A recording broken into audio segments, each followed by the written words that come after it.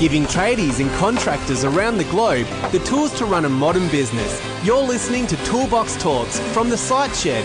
Now here's your host, Matt Jones. Hello and welcome back to Toolbox Talks, and in today's episode we are going to make a very non-sexy topic sexy with the lovely Michaela from the Tradies Business Show. She's joining us on the microphone today because I actually have no idea when it comes to politics. However, I know Michaela does, and I've asked her to come on the show as we have an upcoming election this Saturday, the 2nd of July.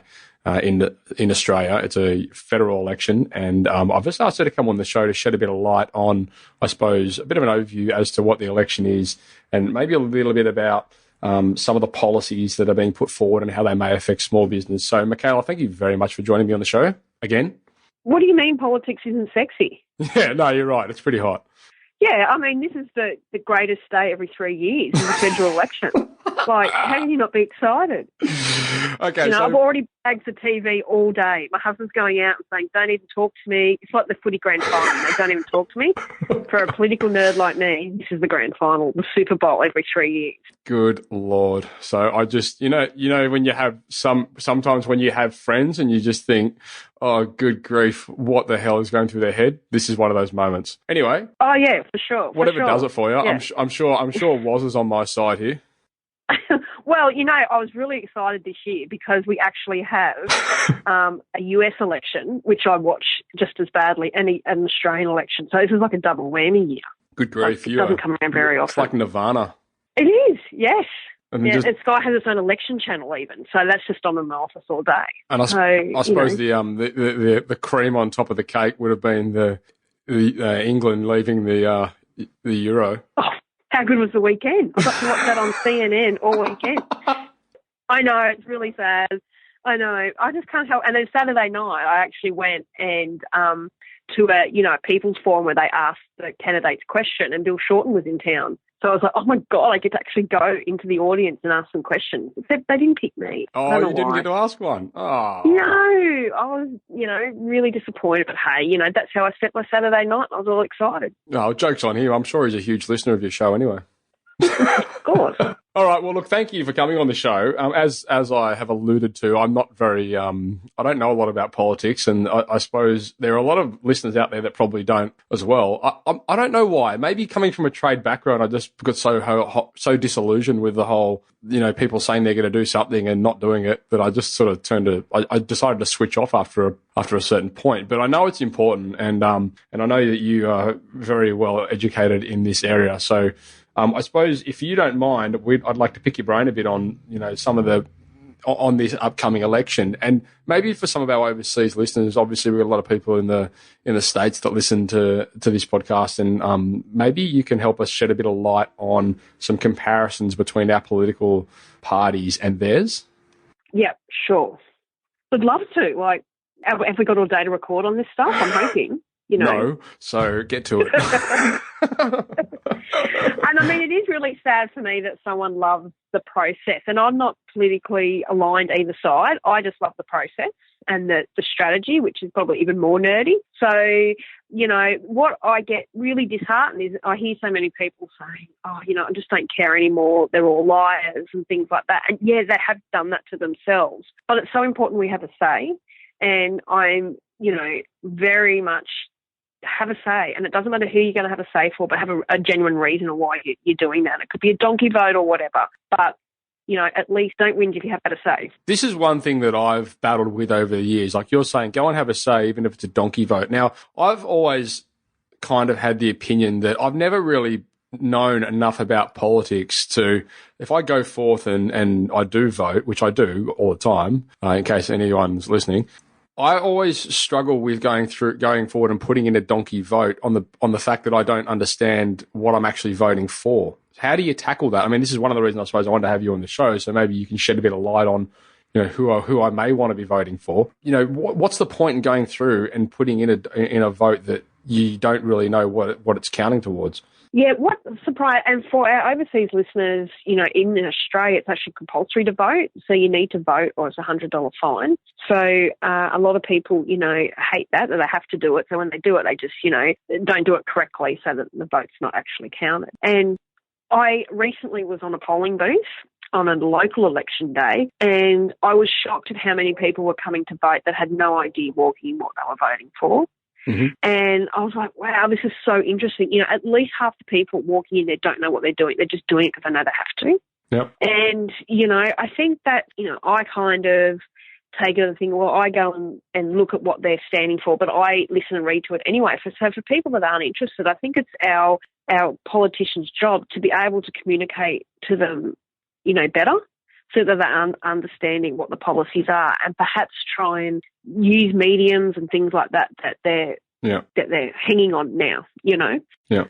So it is hard. I think, you know, there is a little bit of responsibility that people should try and get a little bit of an understanding, because, you know, you do have to do it, so let's make it count. Mm-hmm. And try and whether that's maybe catching the news at night and actually not sleeping during the segment and actually, you know, hearing what's going on, and just trying, I guess, have a little bit of time to have a listen and see what appeals to you the most. Yep. Don't always believe what you hear over a beer in the pub, but I know you're not going to go scrolling the candidates' websites all night either. No, that's right. So, okay, just for the listeners, before we get too far into this, let's draw a bit of a comparison between, say, our Liberal Party and our Labor Party, and, you know, maybe the American system, the Democrats and the Conservatives and et cetera. How does that all?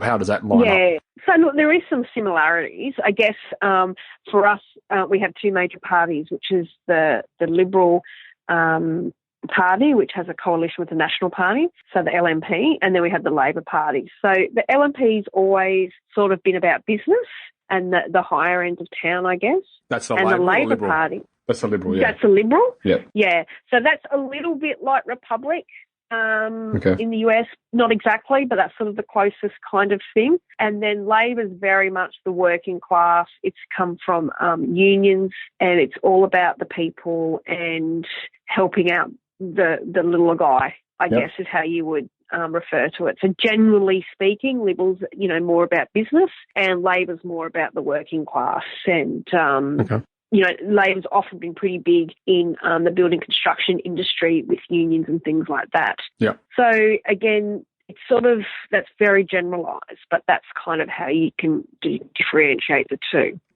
Now, this is a federal election. So what does a federal election actually mean, I suppose, in comparison to a state election? Yeah, so a state election is based on voting in a party that will have the premier of that particular state. And states often, you know, they look after different things in our community as opposed to federal governments do. So this election, we're looking at, you vote for someone, in a candidate in your local area, but you're also bringing in that party to be the Prime Minister and head the country up. And, you know, we've had I think it's 5 different Prime Ministers in the last 6 years, which is just unheard of, because we've had a lot of leadership changes and challenges and stuff like that. I mean, very exciting for people like me. But, however, it does create this, you know, unstable uncertainty around the government. So it's you're voting for someone in your local area, and whoever gets majority of seats, they will then form the government and then have the Prime Minister. So basically what we're talking about is, you know, I'm on the northern beaches of Sydney, and our local, I think, electorate is, I think it's Tony Abbott still. Right, okay. Well, yours is actually quite an interesting one. Yeah. Because the James Matheson, the guy has stood up and saying, you know, I can beat Tony Abbott, who's an independent, and he's a guy that's been on TV and a reporter and stuff. And he's going, you know, no one's really standing up for the issues. So he's standing up to run against Tony Abbott. And for those that don't know, Tony Abbott was an ex-Prime Minister that did get basically booted by the current Prime Minister now. So it'll be interesting to see what happens in his seat. So it's actually a really interesting seat, your one. Yeah. And so effectively, so when we are voting in this federal election, even though we're voting for somebody representing a local seat, that vote will then tally up on behalf of the party. Is that basically what we're saying? Yes. Okay. So you vote for a local member, and then whatever party has the most electorates won, so then that becomes a seat. Yeah. So whoever has the majority of seats will form government, and then your voting for that party and their leader. So unlike the US where you're voting for the person, in Australia you actually vote for the party and they have an allocated leader, which for us is the Prime Minister is Malcolm Turnbull, and on the Labor side is Bill Shorten. So even though, and so you could vote for Labor in your local area, but you could still get Malcolm Turnbull as your Prime Minister. It just goes how many seats they get as majority. Okay. So tell me, when we're talking, so we have to vote this Saturday, we have to go and vote. And I suppose realistically, when we go to vote, we're voting on what we believe are the best policies? Is that right? Well, yes, you should. Vote on what the policies are, because really that's what, is going to be the outcome, hopefully. And a lot of people do vote on the person, not the leader, but really you got to look at what policies are in your local area that may affect you, as well as federal policies that will affect you, for example. So in the seat I'm in, a big hot issue is unemployment and also things like social issues, as well as the NBN. We have really bad internet in our area. So for us, a federal issue is the NBN. So you've got to look at what's sort of affecting you locally, but then what are the major policies that they're announcing that could affect you as well. Yeah, because I suppose when you look at it, NBN is important because it's going to affect you, but on the grand scheme of things, it's pretty irrelevant to the rest of the country or the well-being of the country. How do you differentiate between, you voting selfishly for something that you want yourself as opposed to something that's going to benefit, the good of the country? Well, I think you need to vote what you think will be the best for your local area, really, because that's kind of what it comes down to, as well as it's kind of a balancing act, I think that NBN is a really important issue both locally and nationally. So for me, that's a critical issue. Yeah. But I think generally at a federal thing, we do need to really look at the bigger picture because it's the federal government that makes all the economic and social policies. So it really is important to try and get that balance between what, your local issues and those national issues as well. But because it's federal, most of the issues are national. It's different to your local state or local government where it's very, very localised. Yeah. So you do really need to look at what you think will be generally best for the nation. So I didn't mean to have a stab at you then with that NBN example. I was thinking more, say for example, you live in an area that does have NBN, and however there are areas that don't have NBN. Am I still going to be, would you still be voting for somebody that wants to put NBN forward across the country, even though you have it? Well, there could be other issues, local issues in your area that are more important that may sway your vote the other way. Right. But you do need to think as a whole. So this area would be, say, more NBN focused than someone that's living in Sydney. Their issues will be different, and you'll find that their candidates will talk about different issues. Yeah. So you do need to want to, I guess, have a local interest in things that affect you. If there's nothing particularly local that's a big issue, then it's definitely looking at what do you think overall is the best for the nation to move forward. Okay. So when we're talking about policies and I suppose, what these parties are claiming to represent, where can we go to get information about that? How can we research this stuff? Are there websites? Yeah, sure. So each party has, so every candidate has their own website and both their parties have their own website. But a lot of them this year are doing a lot on Facebook. So they're definitely using social media a lot more, and they're doing things like Facebook Live and all that kind of stuff. So more and more we're seeing this 24-hour access to them and seeing them out and about more. And there's more opportunity to have a look and see at a time that suits you what they're doing. So, have a look at Facebook. There's a lot of video going around. Search for the leaders or your local candidates. Okay. A lot of local candidates do have local events where you can go and ask questions, or a lot of the time you can just ring them up and ask them, but there's a lot of information online. Is there somewhere that has, I suppose, is there a neutral website where you can go to get information about what about all the different parties that are involved and what they represent, so you can sort of get an overview just in the same space? Or do you have to go and, realistically, I'm not going to go to Facebook, go to all the different candidates in my area's Facebook pages and look at all their Facebook Live things. I'm not going to do that. Why? What do you say? Well, because I've got a business, life, surf's pumping. I can't understand it, Matt. Yeah. Yeah, and I know it's an unrealistic expectation, but, if you do want to know what's going on, I guess you've got to take a bit of an interest and look for this information. Unfortunately, no, there is no, like a comparison of health insurance sites. Right. There's no real, look at what parties do. There's a lot of media sites, but a lot of them are opinions and things like that as well. So it is a bit harder to compare them side by side. And it also depends on who's doing the narrative. They may have a spin on it a certain way as well. So it is hard. It's really tough to understand what's going on when you're busy and you've got a family and businesses and clients are trying to put time aside for this stuff. But, it does matter a little bit. Okay, so to give a bit of an overview, and I don't know how much we can go into this, but if we're talking about the Liberal Party, what are some of the key policies that they represent, and why would myself or a lot of the listeners out there as small business owners, why would they be interested in voting for Liberal Party? Yeah, so the main theme that the Liberal Party's come out with is this whole that they have a strong economic plan, and that's been their one key message that they've had the whole time. So their big election promise has been to cut the company tax rate, which they hope will boost productivity and investment and help stimulate the economy into the future. So their big thing is for businesses, it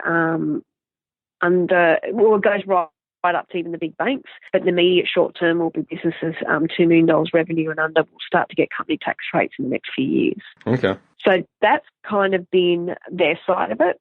And I know a lot of our listeners would have, companies set up and this would impact them. So that's sort of their main message that they've had, that they're hoping, over the next 10 years, these company tax rates will come down and more investment and productivity will happen because of it, and more tax revenue generated in the long term, which will help get us out of our budget deficit that we're currently in.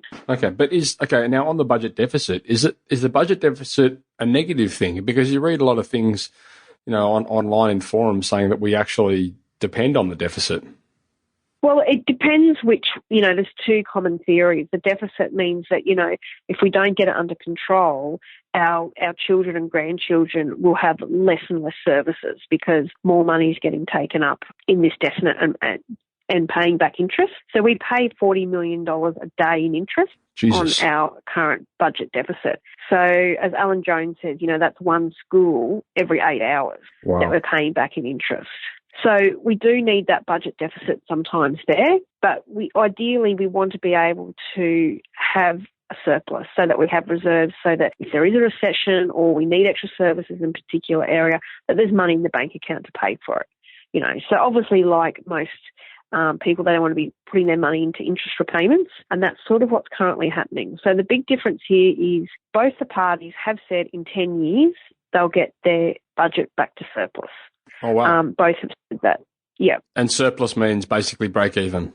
Yes. And both parties have said that? To get to it. Yeah.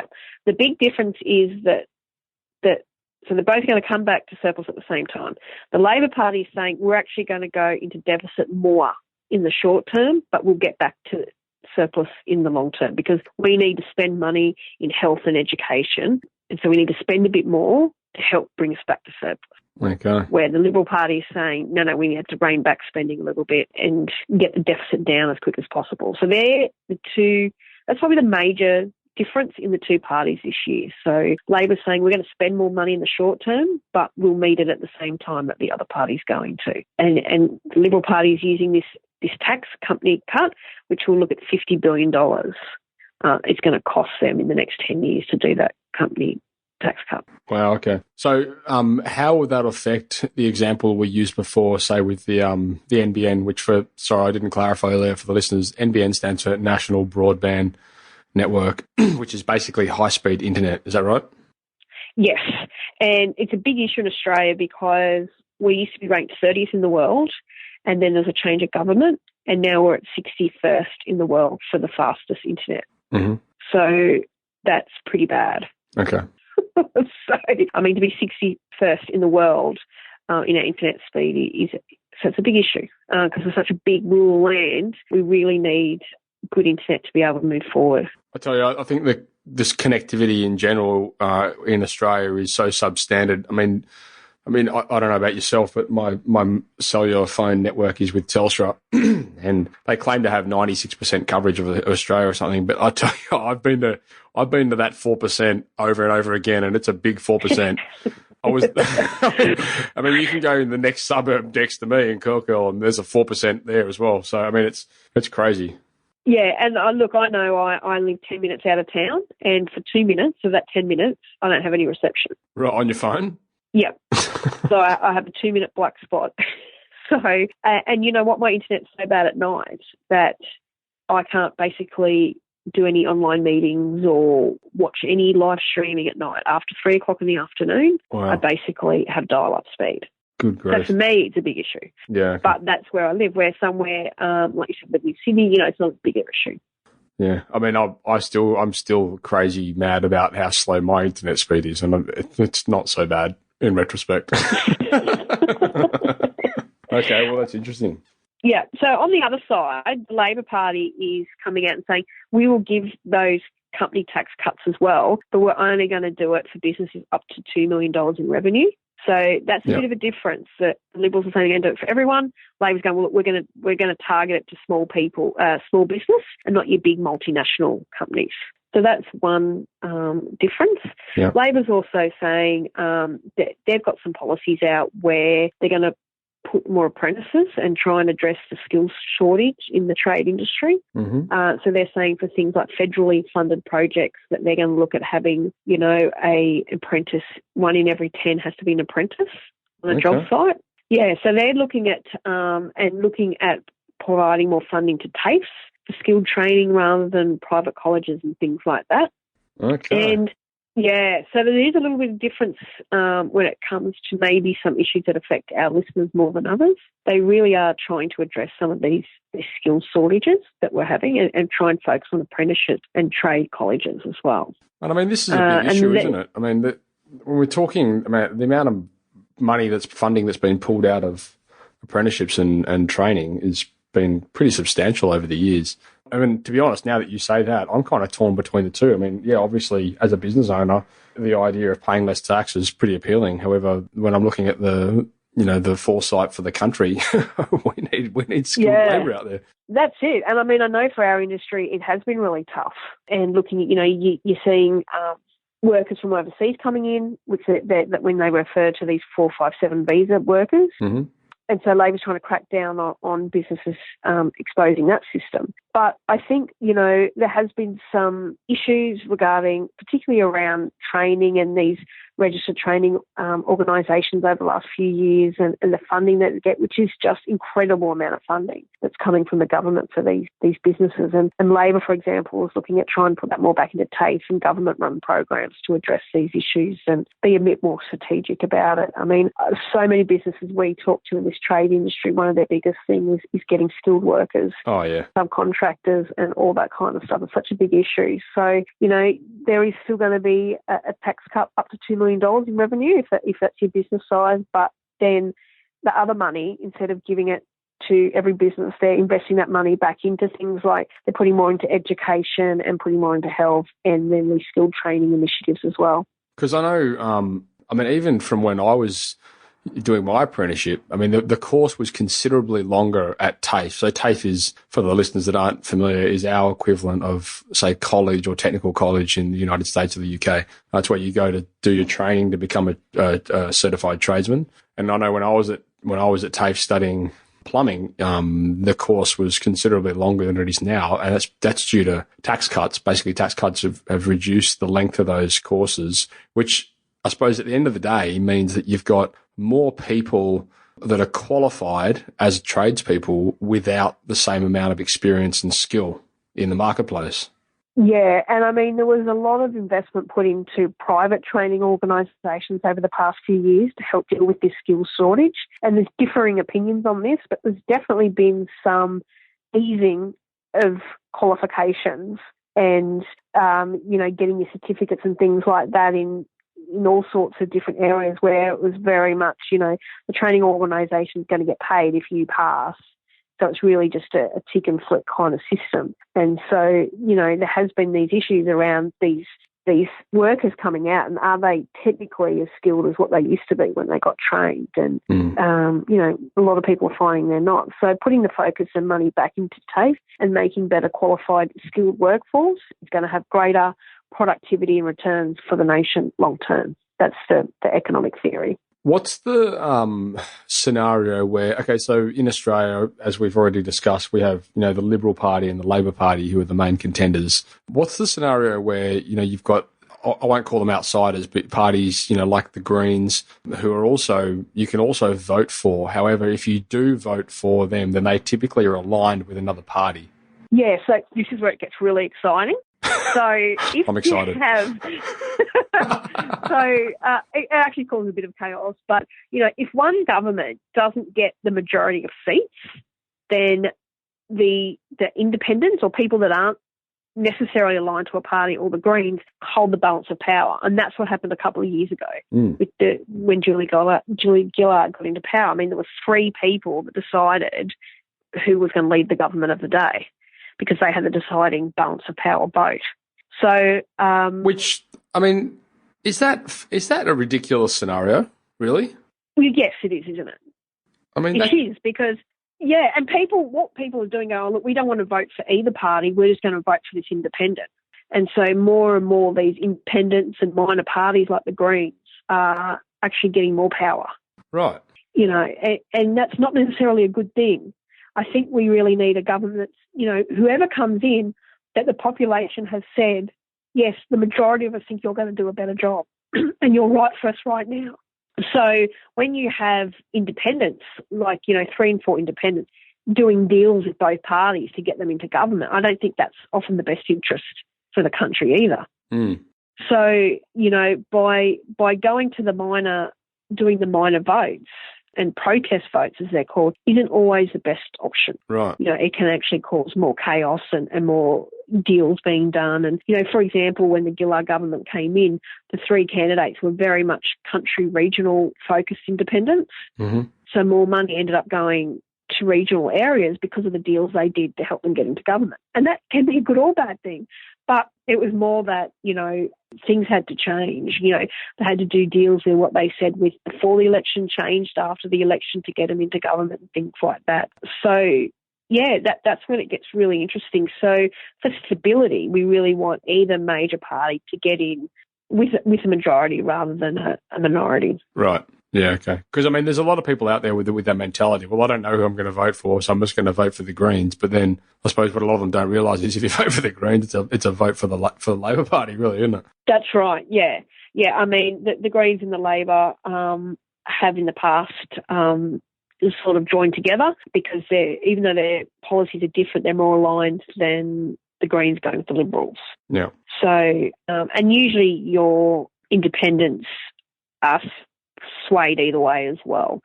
Often is the case as well. But, I think it's important where possible to try and make an informed choice or pick an issue that you think is particularly important to you and see who has the best policy in that area. Okay. We won't even talk about the Senate, but that's a whole nother story because you do have to vote for the Senate as well. Isn't that what we've been talking about? You mean you mean Star Wars, the lower right? house. So, let's just get the lower house right first. Yeah, okay. Upper house, lower house. Sounds like a card game, really. All right, well, look, so that's are great. you up to speed now? Do you think you can make a vote? Yeah, absolutely. I'm definitely looking forward to getting down there and no, I'm not. I'm lying. I'm still stuck. Well, the good thing is that a lot of these have great sausage sizzles and oh yeah, great. Food stalls. So Okay. you can always get something good to eat on your way in. Look, yeah. If nothing else, voting is great for getting a free sausage sandwich. Excellent. Oh, well, it's not free anymore. You got to pay, but you are supporting your local school because the government's not giving you enough money. Oh, okay. See? Oh, okay, great. Serendipities. Make sure you vote. Yeah, okay. That's my message to the people out there. Well, I suppose my message would be go and find out what your local candidates represent and find something that you want to vote for instead of just throwing in a dummy vote or a donkey vote or whatever it was called. And you know what? If I've made one person go and review their local area and see what issues matter to them, and they've made a better informed vote, then it's well worth it. Yeah, no, absolutely. I couldn't agree more. It's what, and you know what? It's been worth it because that's what I'm going to go do. So there you go. I may be the one person. That's okay. At least it's an informed vote. Exactly. Well, look, Michaela, thank you very much for your time. Thanks for shedding light on a topic that I certainly had no idea about. I'm sure a lot of the listeners out there don't know about. And thanks for that sound advice in going and researching what your local candidate represents and trying to find something that you would want to vote for. It's a complicated world, politics. Who would have thought, eh? I know, but it's exciting. Yeah, can't wait for Saturday to a couple more sleeps. So when does the election actually happen on Saturday? Like, when do they announce what the results are? Well, obviously, they're going to process everything. From 8 a.m. to 6 p.m. on Saturday. Yeah. You can pre-poll if you can't make it on the day. Someone like me that gets so excited, they just in case for whatever reason they forgot, I pre-poll so that I don't forget, and I've definitely made my vote count. But again, it's the nerd in me. But all polling booths close at 6 o'clock, and instantly all the votes are manually counted from them. So depending on how close it is, you should know who won that night. So when you say you probably pre-poll, by 10, 11 o'clock. You've already put your vote in? Yes. Oh. So you can go to a pre-poll.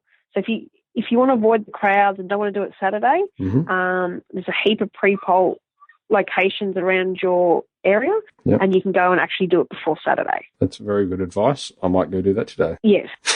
Do that, and after so then you don't have any crowds. Yeah, of course, after your research, and there's no crowds then. So there's no excuse that you can't have time to vote. No, I mean why they don't online voting, I'll never know. It is still such a manual process that every vote is manually counted, but let's not get there today. I was just about to say, when are they going to introduce technology into this process?